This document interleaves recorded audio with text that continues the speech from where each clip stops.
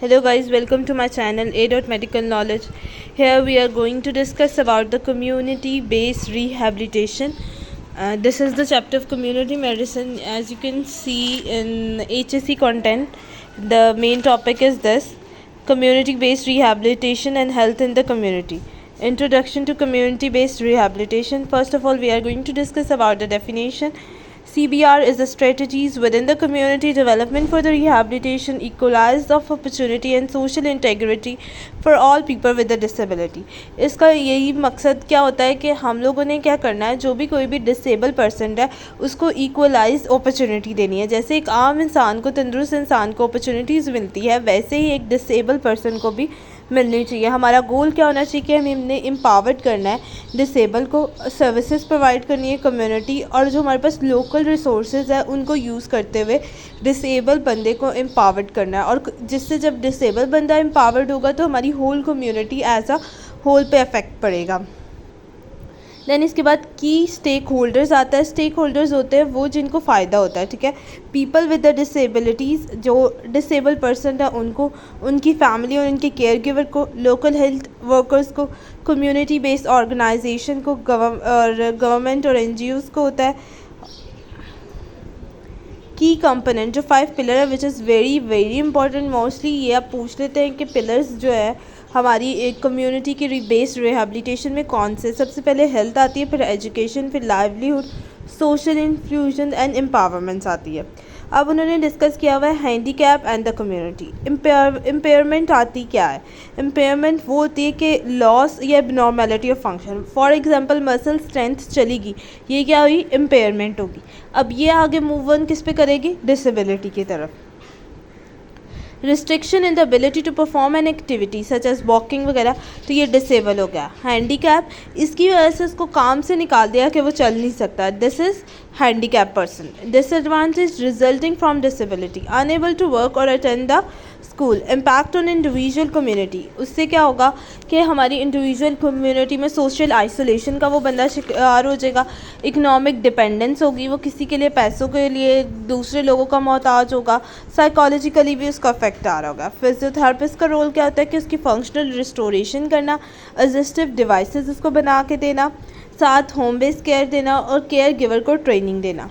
Nutrition and mall nutrition की बात करें तो न्यूट्रिशन क्या होता है कि हमने इनटेक करना फूड को, वो हमारी बॉडी के लिए डायरेक्टरी नीड्स के लिए चाहिए होता है। अब टाइप्स ऑफ माल न्यूट्रिशन कौन से होते हैं?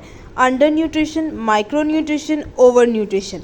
Under nutrition, wasting, stunning, under weight जो आ रहे हैं वो क्या है? Under nutrition.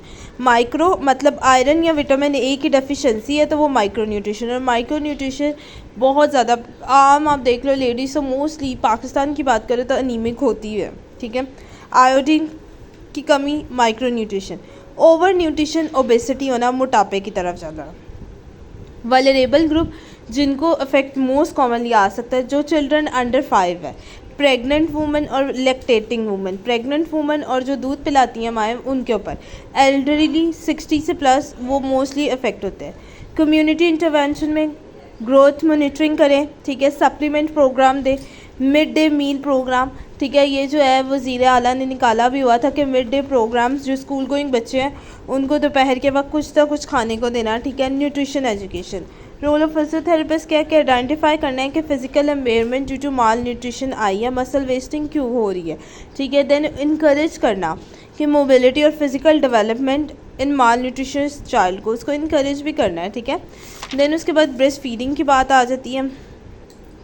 ब्रेस्ट फीडिंग की इंपॉर्टेंस ये होती है कि first 6 month exclusively breast feeding होती है। इससे क्या होता है कि इम्यूनिटी और एसेंशियल न्यूट्रिशन जो है वो बच्चे को मिलते हैं। और इसके साथ कौन सा प्रमोट बॉन्डिंग होती है, क्योंकि ऑक्सीटोसिन हार्मोन रिलीज़ होता है। जब भी कोई दो सरफेस आपस में रब होती है तो ऑक्सीटोसिन रिलीज़ होता है। इसकी वजह से जब हैंड शेक करते हैं और हक करते हैं तो जो क्या दो सरफेसेस आपस में मिली, ऑक्सीटोसिन रिलीज़ होता है, तो वो हमारे पास बॉन्डिंग कर रहा होता है। लेकिन आज के दौर पे जो ब्रेस्ट फीडिंग है इसको बहुत ज़्यादा ख़त्म किया जा रहा है, जिसकी वजह से क्या हो रहा है कि हमारे पास जो है और मसले शुरू होने लगे, ब्रेस्ट कैंसर की तरफ जाता है, ठीक है मसला। बेनिफिट्स बेबी के लिए क्या होती है कि उसको रिस्क ऑफ इन्फेक्शन कम हो जाएगा, एलर्जी उसको कम होंगे, ओबेसिटी की तरफ वो कम जाएगा, प्रॉपर ग्रोथ और ब्रेन की डेवलपमेंट होगी, इससे बेनिफिट बेबी को जो मिलेगा।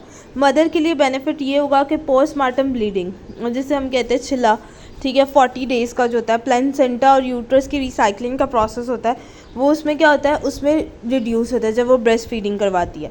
साथ ही साथ प्रमोट होता है वेट लॉस की तरफ जा रहा होता है।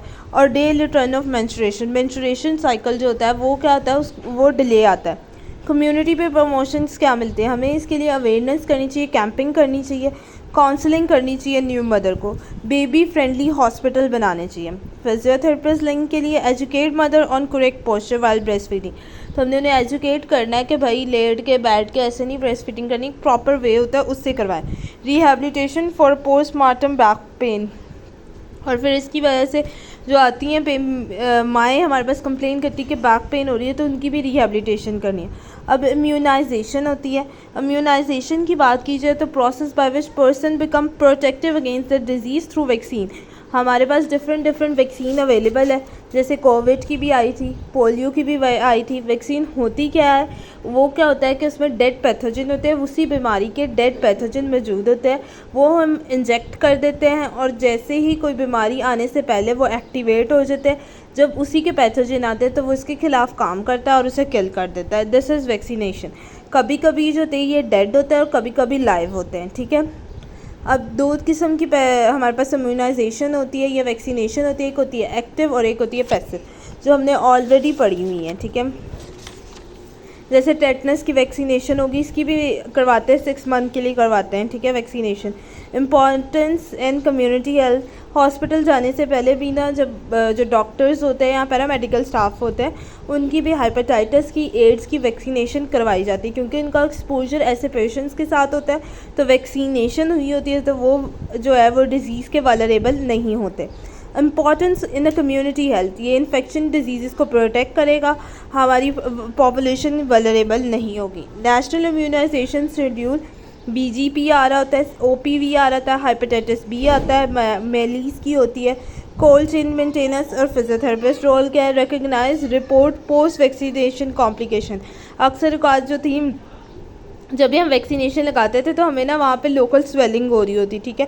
तो इससे ये नहीं है मतलब कि आपको क्या मैंने वैक्सीनेशन ही लगानी है, इवन तो हमें याद है, मुझे याद है कि मैंने जब फाइज़र वैक्सीन लगवाई थी तो उसके बाद मेरी यहाँ पे स्वेलिंग स्टार्ट हो गई थी, ठीक है।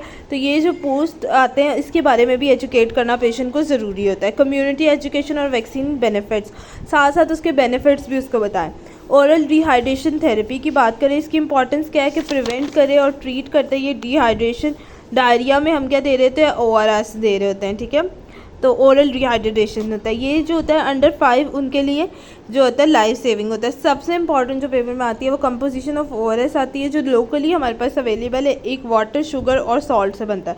WHO कहते हैं कि 1 लीटर अगर पानी है तो 6 टीस्पून उसमें शुगर डालें और 0.5 टीस्पून सॉल्ट डालें। साइंस डिहाइड्रेशन के क्या होता है, आप देखेंगे वो लोग कहेंगे कि हमारा ड्राई माउथ हो रहा है, संकन आइज़ हो रही है, ठीक है। साथ ही साथ वो कहेंगे हमें यूरिन कम आ रहा और थकावट ज़्यादा हो रही है, तो हम समझेंगे कि ये बंदा डिहाइड्रेशन, और गर्मियों में तो मोस्टली होता रहता है। फिजियोथेरेपिस्ट कम्युनिटी फैक्टर क्या आते हैं कि आप जो है वो ORS के पैकेट डिस्ट्रीब्यूट करें और एजुकेट करें किस तरह आप घर में बना सकते हैं। अब फिजियोथेरेपी रेलेवेंस क्या होते हैं, फिजिकल वीकनेस ड्यूरिंग रिहैबिलिटेशन करें और एजुकेट करें care giver in rural setting.